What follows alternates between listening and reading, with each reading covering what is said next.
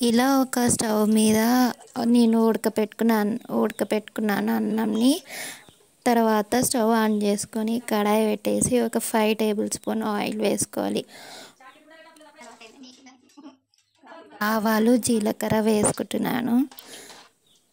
తర్వాత ఇక్కడ నేను 4 ఆలు కట్ చేసుకున్న పీసెస్ని వేసుకుంటున్నాను.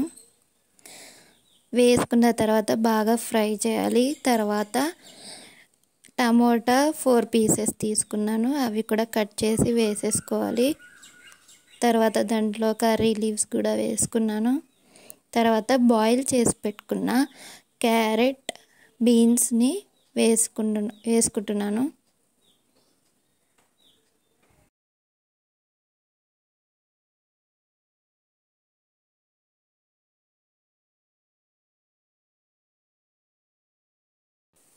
ఇలా వేసుకున్న అన్ని వెజిటేబుల్స్ని బాగా ఫ్రై చేసుకోవాలి.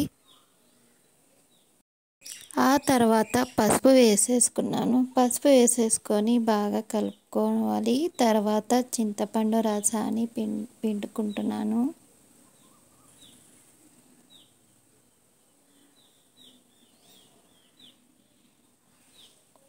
చింతపండు రసంని అంతా పిండేసుకొని ఇంకోసారి బాగా కలుపుకోవాలి.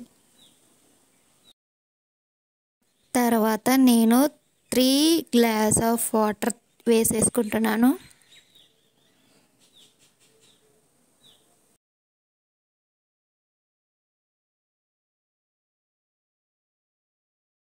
తర్వాత నేను ఎంటీఆర్ వారి రసం పౌడర్ ఒక గ్లాస్లో 1/2 గ్లాస్ వేసుకుంటున్నాను. నేను మీకు కొలత చూపించలేదు, అంటే 4 టేబుల్ స్పూన్ వేసుకుంటున్నాను రసము. తర్వాత సాంబార్ కూడా వేసుకుంటున్నాను, సాంబార్ పౌడర్ సేమ్ అంతే కొలతతో వేసుకుంటున్నాను సాంబార్ పౌడర్ కూడా.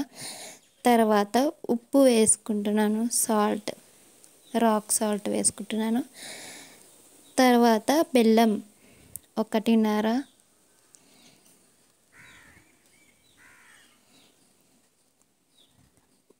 ఇలా అన్నీ వేసుకున్న తర్వాత బాగా మిక్స్ చేయాలి. తర్వాత ఉడకపెట్టుకున్న కందిబ్యాలు వేసుకుంటున్నాను.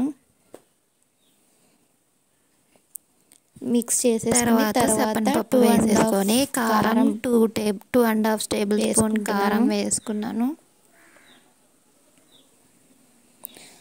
కారం వేసేసుకొని బాగా కలుపుకోవాలి. ఇలా అంత దగ్గర వచ్చేంత వరకు బాగా ఉడికించుకోవాలి.